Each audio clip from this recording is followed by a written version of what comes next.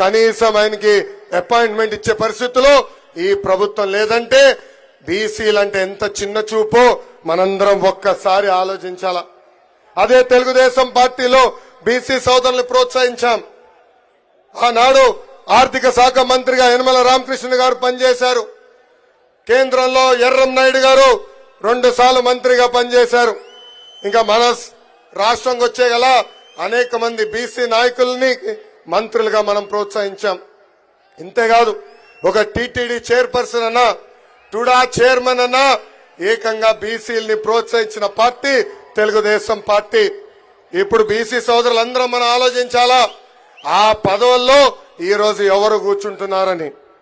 ఇంతేకాదు మనందరం చూశాం 10వ తరగతి కుర్రోడు అమర్నాథ్ గౌడ్ని ఎంత కిరాతకంగా చంపేశారో వైకాపా నాయకులు. అమర్నాథ్ గౌడ్ చేసిన తప్పేంటో తెలుసా? వాళ్ళ అక్కని వేధిస్తున్న వైకాపా నాయకులు వ్యతిరేకంగా మాట్లాడతాం, పోలీస్ స్టేషన్కి వెళ్లి కేసు పెడతాం. ఆ కుర్రోడిని ఏకంగా కొట్టి అతను చదువుకున్న పుస్తకాల నుంచి కాగితాలు చింపి నోట్లో కుక్కేసి కాలు చేతులు కట్టి పెట్రోల్ పోసి తలగలు పెట్టారు ఈ వైకాపా నాయకులు. ఈ రోజు ఆ చెల్లమ్మని చదివిస్తుంది నా తల్లి భువనేశ్వరి అమ్మ. అది తెలుగుదేశం పార్టీ కంటే బీసీలంటే ఎంత చిత్తశుద్ధో. ఇంతేకాదు తెలుగుదేశం పార్టీకి చెందిన నాయకులు నందం సుబ్బయ్య గారు, చంద్రయ్య గారు, జాలయ్య గారిని ఎట్లా కొట్టే చంపేశారో మనందరం చూసాం. ఏకంగా వాళ్ళ అంత్యక్రియలు కూడా మన నాయకుడు చంద్రబాబు నాయుడు గారు వెళ్లే పరిస్థితి మనందరం చూసాం. విజయనగరంలో కృష్ణ మాస్టర్ గారిని ఏకంగా బొలేరో తీసుకుని గుద్ది చంపేశారు. ఇనుప రాడ్లు తీసుకుని కొట్టి ఎలా చంపేశారో మనందరం చూసాం. ఇంకా ధర్మవరంలో మా పద్మశాలి సోదరులు వాళ్ళు నేసిన బట్టని ఇక్కడ విజయవాడలో వైకాపా నాయకులు అమ్మారు. వాళ్ళకి బాకీలున్నారని పద్మశాలి నాయకులు వెళ్లి అక్కడ విజయవాడలో వైకాపా నాయకులు అడిగితే ఏకంగా వాళ్ళ షర్టు ప్యాంటు విప్పి కింద కూర్చోబెట్టి వీడియోలు తీసి బయటకు వదిలేసే పరిస్థితి మనందరం చూసాం. అంతేకాదు నా పాదయాత్రలో శ్రీకాళహస్తి నియోజకవర్గంలో రజక సామాజిక వర్గానికి చెందిన మునిరాజమ్మ నన్ను కలిసింది. ఆ తల్లి ఆమె బాధలు వ్యక్తం చేసింది. అక్కడున్న బడా చోర్ బిఎఫ్ మధుసూదన్ రెడ్డి చేసే ఏదో పనులు ఎండగట్టింది. అది చూసిన తర్వాత ఏకంగా అక్కడున్న శాసనసభ్యుడు వెళ్లి ఆమె షాప్ ని ధ్వంసం చేశారు. ఆమెను అన్ని రకాలుగా ఇబ్బంది పెట్టారు. ఆ అమ్మకి అన్నగా నిలబడిన వ్యక్తి మన నాయకుడు చంద్రబాబు నాయుడు గారు. ఆయన ప్రోత్సాహంతో మళ్లీ ఆ తల్లి షాపు పెట్టుకునే పరిస్థితి. ఈ సభాముఖంగా అడుగుతున్న జగన్ ని ఇదేనా మా బీసీలకి నువ్వు ఇచ్చే గౌరవాన్ని? పాదయాత్రలో బీసీలు ఎదుర్కొంటున్న సమస్యలు నేరుగా నేను తెలుసుకున్నా. ఆనాడు ఆదరణ పథకం కింద రజక సోదరులకి వాషింగ్ మెషిన్ ఇచ్చాం. కానీ ఈరోజు ఆ వాషింగ్ మెషిన్లన్నీ పక్కన పెట్టేసే పరిస్థితి వచ్చింది. రజక సోదరులు అడిగా ఎందుకు మీరు వాడట్లేదంటే పెరిగిన కరెంట్ ఛార్జీల వల్ల మేము వాషింగ్ మెషిన్ వాడుకోలేకపోతున్నాం అని చెప్పారు. కల్లు గీత కార్మికులకి పనిముట్లు ఇవ్వట్లేదు. ఏకంగా ఎక్సైజ్ అధికారులు వచ్చి పెద్ద ఎత్తున వాళ్ళని ఇబ్బంది పెడుతున్నారు. రియల్ ఎస్టేట్ డెవలప్మెంట్ వల్ల కల్లు గీత కార్మికులకి కావాల్సిన చెట్లు కూడా కొట్టేసే పరిస్థితి నేను స్వయంగా చూసా. చేనేతలకి ఆనాడు ఉచితంగా కరెంట్ అందజేశాం. సబ్సిడీ ద్వారా అనేక పరికరాలు అందజేశాం. 50% సబ్సిడీతో మగ్గాలు ఇచ్చాం, కలర్ సబ్సిడీ ఇచ్చాం, యాన్ సబ్సిడీ ఇచ్చాం. ఈ రోజు ఈ ప్రభుత్వ అధికారులకు వచ్చిన తర్వాత అవన్నీ రద్దు చేసింది.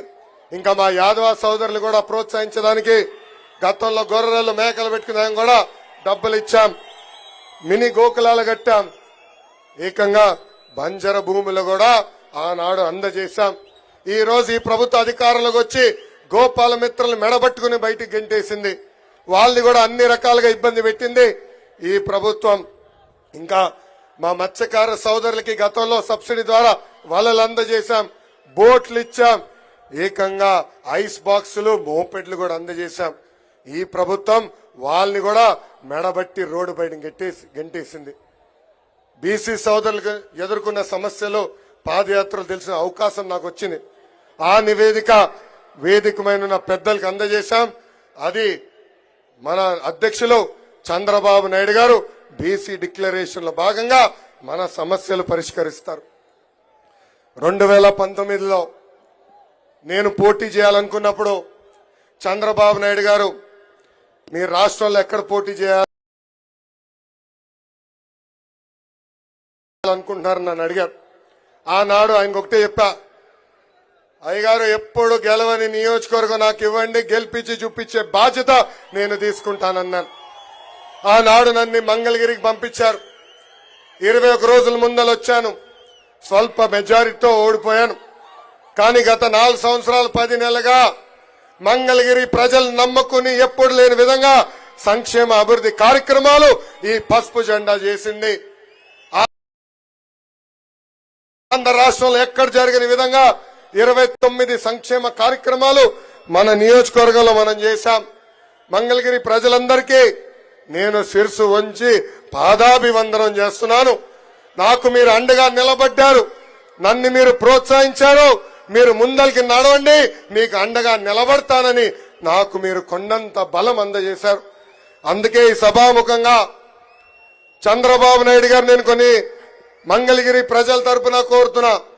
మొదటిది, కొండపోరంబోకు ఫారెస్ట్ భూముల్లో, ఇరిగేషన్ భూముల్లో, ఎండోమెంట్ భూముల్లో, రైల్వే భూముల్లో దశాబ్దాలుగా మంగళగిరి ప్రజలు అక్కడ ఉంటున్నారు, ఇల్లు కట్టుకున్నారు.